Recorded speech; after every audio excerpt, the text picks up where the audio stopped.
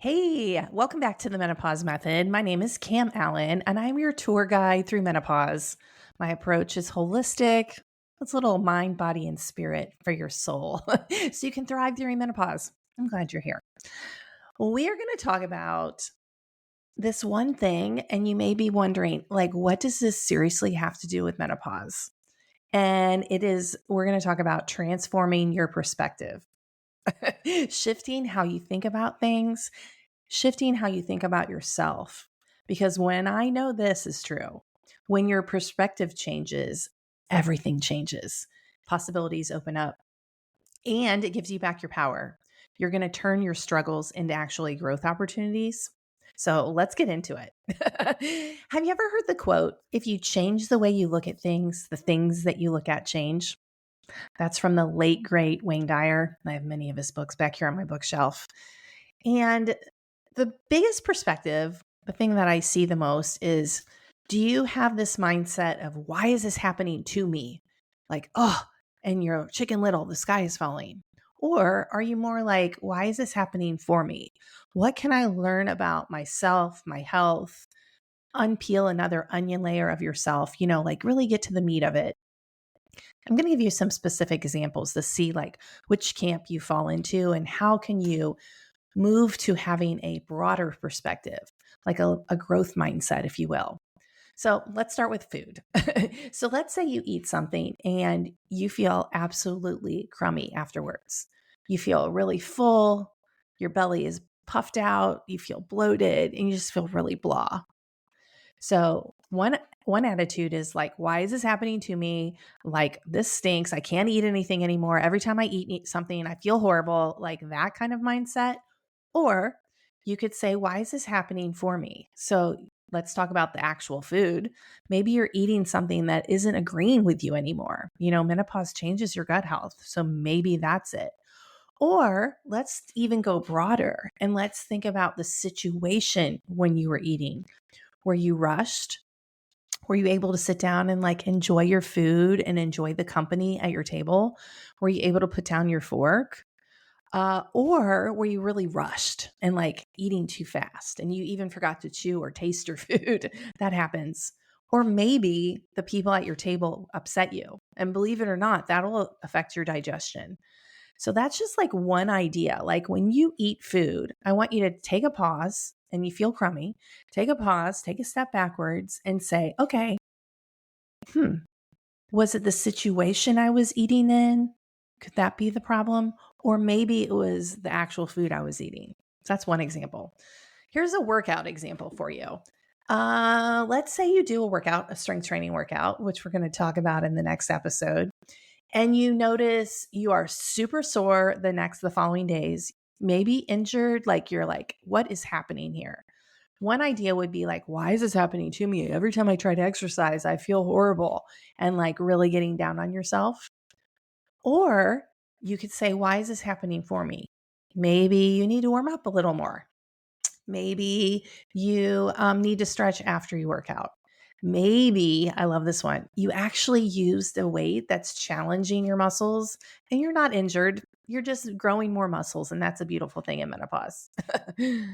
And here's another one. Let's talk about people, like who's in your inner circle. So, have you ever noticed when you leave people, you have more energy? Those are your people. Stick with them. They're for you. They increase your energy. You leave them and you feel empowered. Or when you leave people and you feel exhausted and you just need a nap and maybe you're crabby. Those people aren't your people anymore. And it's okay that it changes. Okay. Another thing I want to talk about, this is my favorite tool, actually.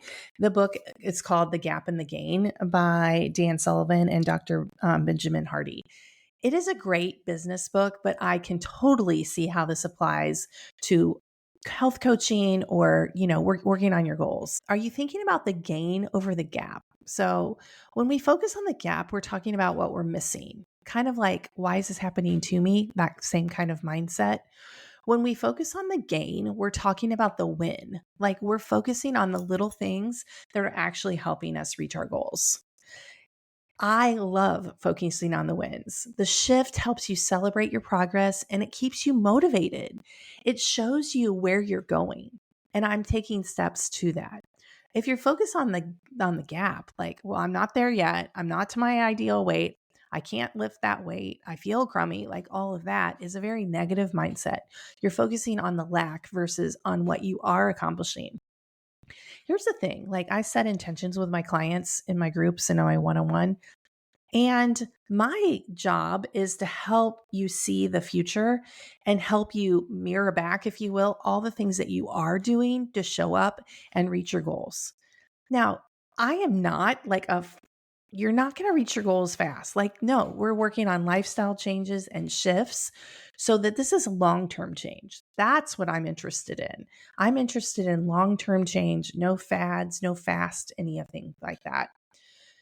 When you focus on your progress, you get to celebrate that and it helps you stay motivated, which is a really big deal. Many women feel trapped by their old beliefs that no longer serve them. Like, for example, your lifestyle. I used to be able to do XYZ, and now if I do XYZ, I'm exhausted. I have a headache. I feel bloated and blah, like all those things. If it's not 100% true 100% of the time, I want you to understand that it's just a belief. And many of these beliefs are limiting beliefs. They keep you small and not like expanding into your glory, expanding into your power. One thing that really helped me going through a divorce in my 40s was remembering that I am the thinker and not the thoughts. You know, one of the things about menopause is like runaway thoughts, and how we just repeat those in our head over and over and over again.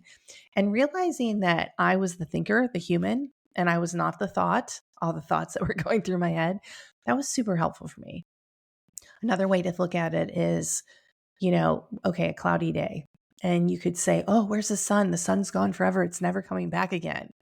Or you could understand your thoughts are kind of like the clouds. And as soon as the clouds pass, which they do, they always pass, then you're back to a sunny day. So just as soon as those thoughts pass, you can observe them like a passing cloud in front of the sun. And then you realize that they're separate from you. It doesn't define you as a human. Okay, so that's the first step in getting into your mind and thinking about your mindset. In the next episode, we're going to talk about bringing it to the physical realm, like physical tips, practical tips on supporting your body through menopause. So check out that next episode on fitness and movement in menopause, and I'll see you then.